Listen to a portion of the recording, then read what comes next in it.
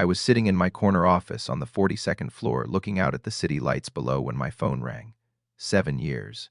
That is how long it took me to build this software company from absolutely nothing into a business pulling in 7 figures annually. We were 3 days away from signing a contract that would change everything. A deal with a Fortune 500 company worth $5 million. Life was finally stable. Then I saw my mother's name flash across my screen.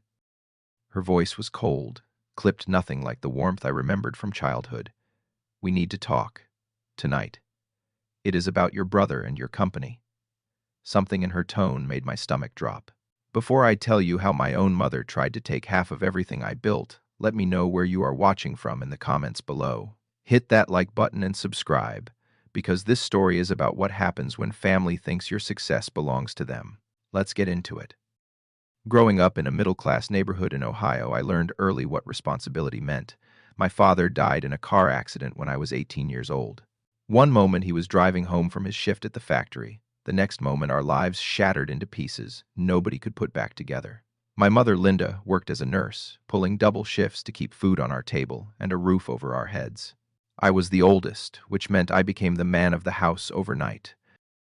I remember the funeral, how my mother held my little brother Garrett in her arms, both of them crying while I stood there, dry-eyed, planning how to handle the bills that kept arriving in the mail. Garrett was 4 years younger than me, just 14 when Dad passed. He got the luxury of grief while I got the weight of survival. I took 2 jobs while finishing high school, working at a grocery store during the day and doing IT support at night. I earned a full scholarship to State University for computer science, but it was not enough to cover everything. I gave up my dream of attending an Ivy League school so we could afford to send Garrett to a better college when his time came.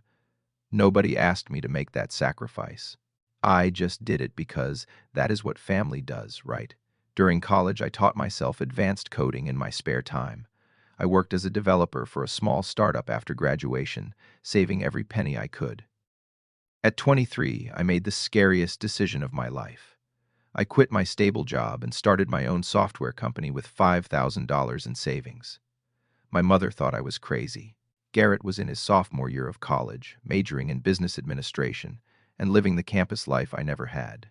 I was sleeping in my garage, surviving on ramen noodles and black coffee, writing code until my eyes burned and my fingers cramped. That first year almost broke me.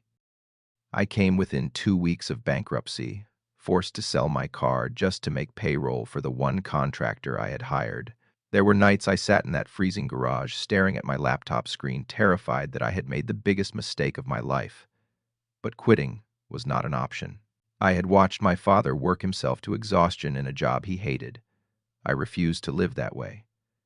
Year 2 brought the first signs of hope. Small businesses started hiring us for basic software solutions. The money was tight, but it was enough to rent a tiny office space and hire one full-time employee. Patrick came on as my chief financial officer, a brilliant guy who believed in the vision when nobody else did. We lived on coffee and determination, working 16-hour days to prove ourselves to every client. Years 3 and 4 changed everything. We landed a contract with a mid-sized manufacturing company that needed custom inventory management software. The project took 8 months and nearly killed us, but we delivered something revolutionary. Word spread. Suddenly, companies were calling us. We hired 3 more developers, then 5 more. Revenue climbed from barely breaking even to 6 figures. By year 5, we had 20 employees and an office that did not smell like mold. Year 6 brought us into the 7-figure range. And now, in year 7, we were sitting at $2.3 million in annual revenue, with that massive $5 million contract just days away from being signed. Every line of code, every sleepless night, every sacrifice had led to this moment. Throughout those 7 years, I never forgot my family. I paid off my mother's mortgage when I finally had the money. I bought her a new car when her old one died. I covered Garrett's entire college tuition, $40,000 worth, plus his living expenses. I bought him a top-of-the-line laptop for his classes. When he called at 2 in the morning, once drunk and panicking because he owed $500 from a poker game gone wrong, I transferred the money without asking questions. My mother always said Garrett just needed time to mature, that he was still finding himself. Garrett graduated last year but bounced between jobs like he was testing mattresses. 3 months here, 2 months there, always some excuse about the work environment or the boss not appreciating his talents. A few months back, he started asking me about entrepreneurship, wanting to know how I built the company. I felt proud, thinking maybe my little brother was finally ready to grow up and take life seriously. I spent hours sharing everything I had learned, hoping to help him avoid my mistakes. I should have seen what was coming. But when you love someone, you make the mistake of trusting them. You assume they want to learn because they admire you, not because they are planning to take what you built. The drive to my mother's house that Thursday evening felt longer than it should have. Something about her voice on the phone had planted a seed of dread in my chest. When I walked through the front door, the atmosphere hit me like a physical force. My mother and Garrett were sitting on the living room couch, their faces set in expressions I had never seen before. Serious, almost hostile. On the coffee table between us sat a stack of papers already printed and organized. "Mom, what is this about?" I asked, still standing near the doorway. My mother folded her hands in her lap. "Reed, you have done well for yourself. We are proud of what you have accomplished. But you need to remember that family comes first." Before I could respond, Garrett cut in. "I have been thinking about my future, and I deserve a stake in the company. I am family. I deserve a piece of what we have." "We." The word stuck in my throat. "What are you talking about?" My mother reached for the papers on the table, her movements deliberate and practiced. This was rehearsed. "Give Garrett 50% ownership of your company by this Friday, or you are no longer my son." The words did not make sense at first. They hung in the air like something from a foreign language I had not learned to speak. I felt my ears ringing, my vision narrowing to a tunnel focused solely on my mother's face. She was not joking. Her eyes were cold, determined. "Why would I do that?" My voice came out quieter than I intended. "I raised both of you equally," she said. "Your father's death affected both of you. Garrett deserves half of what you have, because you are brothers. Blood is thicker than water, Reed. You cannot forget where you came from." Garrett leaned forward, still not quite meeting my eyes. "You got lucky, man. I could have done the same thing if I had gotten the opportunity. You owe this to the family." I tried to explain. 7 years of 80-hour weeks. 7 years of risk of nearly losing everything multiple times. 7 years of debt and stress and sacrifice. I paid for your college, Garrett. I gave you money whenever you asked. How does that translate to you? Deserving half my company. My mother's face hardened. Family does not keep score, Reed. This is not negotiable. You have until Friday to make the transfer happen, or you can consider yourself no longer part of this family. We will not claim you as a son or a brother.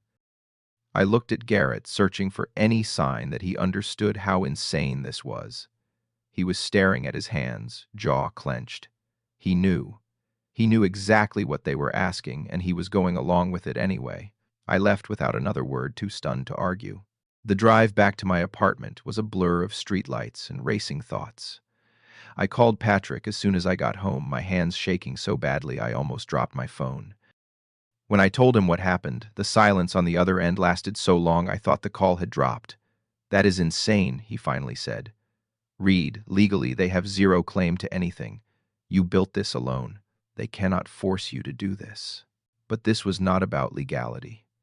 This was about my mother looking me in the eye and telling me I was not her son unless I handed over half of everything I had bled for. I did not sleep that night. I sat in my apartment staring at old photos from when Dad was still alive. I remembered the day of his funeral when my mother pulled me aside, tears streaming down her face. "You are the man of the house now, Reed. I need you to be strong for all of us." I remembered giving up Harvard because we could not afford it, working 2 jobs so Garrett could have a normal childhood, staying up late to help him with homework while I was drowning in my own. The guilt crept in like poison. Was I being selfish? Should family really come before everything else? Friday morning, I met Patrick at the office early. He looked like he had not slept either. "Something does not add up," he said. "Your brother suddenly wants in on a business he has never cared about. There has to be more to this." He was right. I called Angela, a lawyer who had done consulting work for us in the past. She told me not to sign anything, and promised to look into the situation. As I hung up, a memory surfaced. 2 months ago, Garrett had asked me specific questions about the company's valuation and whether we had any investor interest. At the time, I thought he was just curious. Now it felt like reconnaissance. That afternoon, I ran into one of Garrett's old college friends at a coffee shop near my office. We got to talking, and I casually mentioned my brother. The guy's face went pale. Look, man, I probably should not say anything, but Garrett has been in some serious trouble. Gambling debts. He owes around $80,000 to some really bad people, but he told us not to worry because he is about to come into a big opportunity. Everything clicked into place with sickening clarity. I called Angela back immediately and asked if she could recommend a private investigator. Within 2 hours, I had someone on it. The next 48 hours were the longest of my life. I went through the motions at work, smiled at my employees, pretended everything was fine.